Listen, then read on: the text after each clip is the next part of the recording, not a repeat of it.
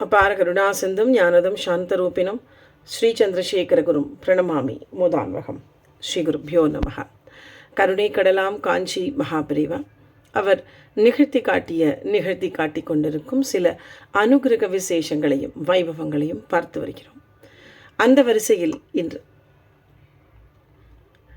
மகாபிரிவா இந்த வேதபுரி மாமா இருந்தாலும் பெரியவாள்கிட்ட அவர்கிட்ட எத்தனை ஒரு வாஞ்சை.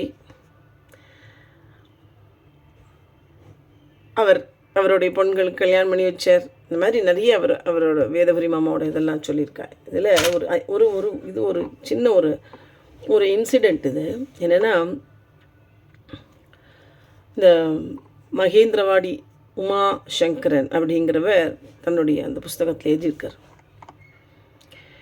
இந்த உமாசங்கரன் பெரியவாளை தரிசனம் பண்ணுறதுக்காக இந்த நகரி கிட்ட எங்கேயோ பெரியவா போயிட்டுருக்கான்.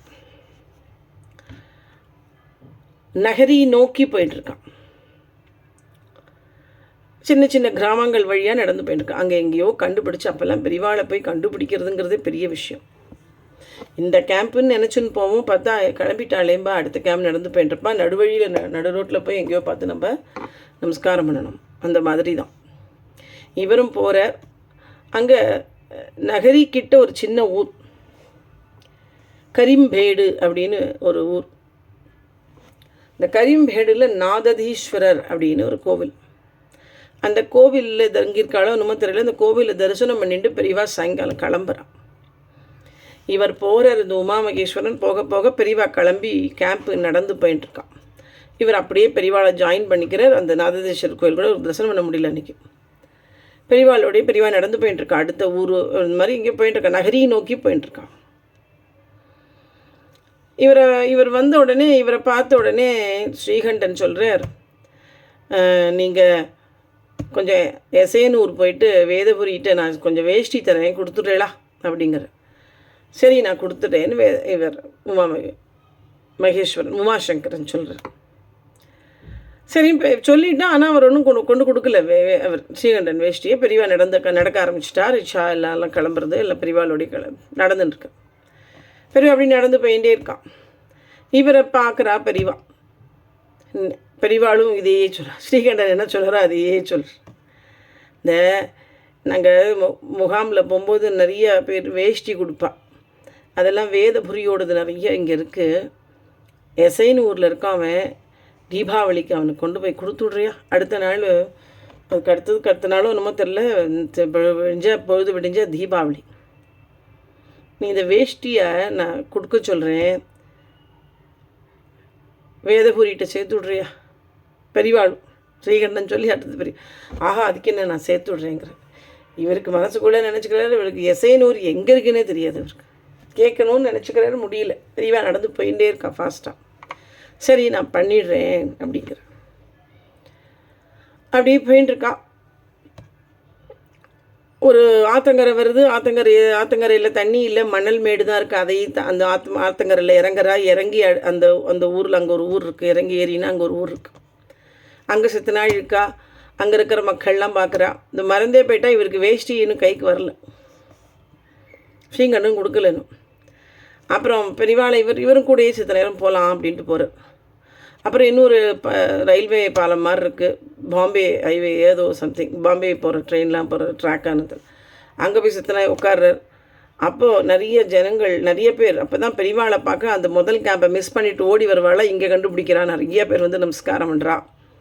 இது கிளம்பி வருவா, ஆனால் நமஸ்காரம் பண்ணுவா. ஏன்னா பெரியவாளை பார்க்க முடியாது, நடு ரோட்டில் தான் பார்க்கணும். பெரியவா அப்படி போயிட்டே இருப்பா இல்லையா, அதனால். சரின்ட்டு அவர் நமஸ்காரம் பண்ணும்பொழுது இந்த மாதிரி எல்லோரும் நமஸ்காரம் பண்ணுவா. அந்த மாதிரி எல்லோரும் பண்ணிட்டுருக்கா. அப்போ தான் பெரியவா இவரை பார்த்த உடனே திருப்பியும் பெரியவாளுக்கு ஞாபகம் வருது. நீ வேஷ்டி வாங்கிட்டியோ வேதபுரிக்கு? கொடுத்துரும். இல்லை எனக்கு இன்னும் வரல, கொடுக்கல அப்படின்னு. நான் வேதபுரி பார்த்து நீ கொடு வேஷ்டியை அவர்கிட்ட அப்படின்ற. அப்புறம் தான் வேதபுரி மாமாவுக்கு ஞாபகம் ஏதோ 4-5 வேஷ்டி என்னமோ அதை கொண்டு இவர்கிட்ட கொடுக்குற. வேதபுரிகிட்ட சேர்த்துரும். உத்தரவுன்னு இவர் உமாசங்கரன் நமஸ்காரம் பண்ணுறார். பிரசாதம் கொடுக்குறா, வாங்கின்னு வர. இவர் கிளம்பிடுறார். கிளம்பி இவருக்கு எசைனூரே எங்கே இருக்குன்னு தெரியாது, தீபாவளி வேறு. இவருடைய அம்மா வீடு வந்து வாலாஜாபேட்டை. நேராக பஸ்ஸை பிடிச்சி வாலாஜாபேட்டை வந்து விட்றார். அவள் அம்மாட்ட சொல்கிற இந்த மாதிரி நான் போயிட்டு எசைனூர் போகணும், போய் பெரியவா வேலை கொடுத்துருக்கா, அதை நான் போய் கொடுக்கணும், சீக்கிரம் வந்துவிட்றா, நாளைக்கு தீபாவளி அப்படிங்கிற அவன் அம்மா. சீக்கிரம் ஸ்நானம் பண்ணணும், அப்புறம் அமாவாசை வந்துடும் அப்படிங்கிறான். நான் வந்து விட்றேன் அப்படிங்கிற, ஏன்னா பெரியவா கொடுத்த இந்த உத்தரவை நிறைவேற்றி ஆகணும் எனக்கு அப்படின்ட்டு. எசைனூர் வந்து யார் எங்கே இருக்குதுன்னு தெரில. அப்புறம் அவர் மடத்துக்கு போகிற ஒருத்தர்கிட்ட அவள் ஃப்ரெண்டு அவர்கிட்ட கேட்குறது எங்கே இருக்குன்னு. அவர் உடனே சொல்கிறார் எங்கே இருக்குங்க.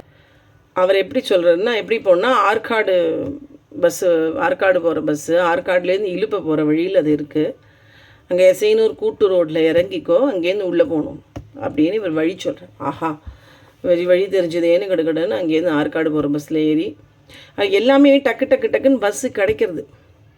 அது என்ன முக்கியமாக இங்கே சொல்லணும்னா, அந்த எசைனூருக்கு பஸ்ஸே இருக்காது. இவருக்கு எல்லாம் இறங்கினா அடுத்தது அடுத்த பஸ்ஸு டக்குன்னு அவருக்கு கிடைக்கிறது. எல்லாம் பெரியவா சங்கல்பம். வேதபுரிக்குன்னா வேஷ்டி போய் ஆகணும். டக்குன்னு ஆற்காடு போகிறார். ஆற்காடுலேருந்து ஆற்காடு டு இருப்பை போகிற பஸ்ஸில் ஏறுறார். அந்த எசைனூர் கூட்டு ரோட்டில் இறங்குறார். நல்லா உள்ளே எங்கேயோ இருக்குது ஊர், எப்படியோ கண்டுபிடிச்சி எசைனூர் வேதபுரி மாமா வீட்டுக்கு போகிறார். இந்த மாதிரி பெரியவா அவங்களுக்கு வேஷ்டி கொடுக்க சொன்னா அப்படின்னு கொடுக்குறாரு.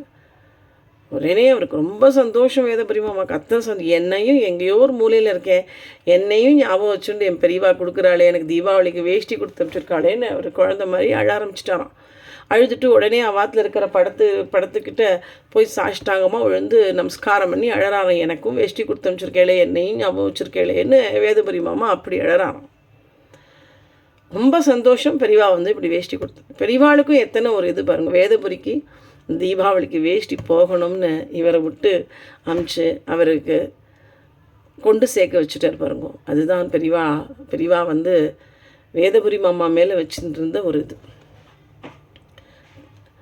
அதை முடிச்சுட்டு உடனே நீங்கள் எங்கள் ஆற்றுல சாப்பிட்டு தான் போகணும், நீங்கள் பெரியவா அமிச்சவா, நீங்கள் எங்கள் ஆற்றுல நீங்கள் சாப்பிட்டு தான் போனால், இவருக்கா பஸ்ஸு பிடிச்சி போகணும், பஸ்ஸு இல்லாமல் போய்ட்டு போகிறது, ராத்திரி காத்தால விடிஞ்சா தீபாவளின்னு. இல்லை நீங்கள் சாப்பிடுங்கன்னு அவரை உட்கார வச்சு வேதபுரி மாமா சாதம் போட்டு, அப்புறமா தானும் ஒரு அரிக்கன் லைட்டை வந்து கொண்டு வந்து ரோடு வரைக்கும் கொண்டு விட்டு போன கையோடையே பஸ்ஸு வந்துடுத்து அவருக்கு ஆற்காடுக்கு. இல்லை அதான் பெரியவா சங்கல்பங்கிறது. அந்த சேனூரில் பஸ்ஸே வராதான். வேதபுரி மாமையும் ஆச்சரியப்பட்டேன், பஸ்ஸே வராது, எப்படியோ தெரியல, உங்களுடைய ராசி பெரியவாளுடைய அனுகிரகம், உங்களுக்கு உடனே பஸ்ஸு கிடச்சிடுத்துங்கிறாராம். ரொம்ப சந்தோஷம்னு அவர் சொல்லிவிட்டு இவர் கிளம்பி ஆற்காடு இறங்கி ஆற்காடுலேருந்து வாலாஜாபேட்டை போனாராம். அடுத்த நாள் கரெக்டாக அங்காஸ்வாமி காத்தால பண்ணிட்டாராம். எப்படி சொல்கிறதுனா பெரியவா சங்கல்பம். அது வேஷ்டி வேதபுரிக்கு போய் சேரணும், வேதபுரி மாமாவுக்கு போய் சேரணும், அதுதான் அங்கே. அதனால் அங்கங்கே பஸ்ஸு கனெக்ஷன் எல்லாம் கரெக்டாக பண்ணி வச்சுட்டார் பெரியவா. இது மாதிரி எங்கேயோ பெரிய ஆந்திராவில் இருந்துட்டு நகரியில் எசைனூர் எங்கேயோ இருக்குது, அங்கே வேதபுரிக்கு வேஷ்டி கொடுக்கணும், அது வந்தவர்கிட்ட சொல்லி நீ கொண்டு போய் கொடுத்துரும் அப்படின்னு வேதபுரி மாமா மேலே அப்படி ஒரு வாஞ்ச பெரியவாளுக்கு. இந்த மாதிரி ஒரு அனுபவம். ஹரஹர சங்கரா ஜெய் ஜெய் சங்கரா, ஹரஹர சங்கரா ஜெய் ஜெய் சங்கரா. சந்திரசேகர பாகிமாம், சந்திரசேகர ரக்ஷமா.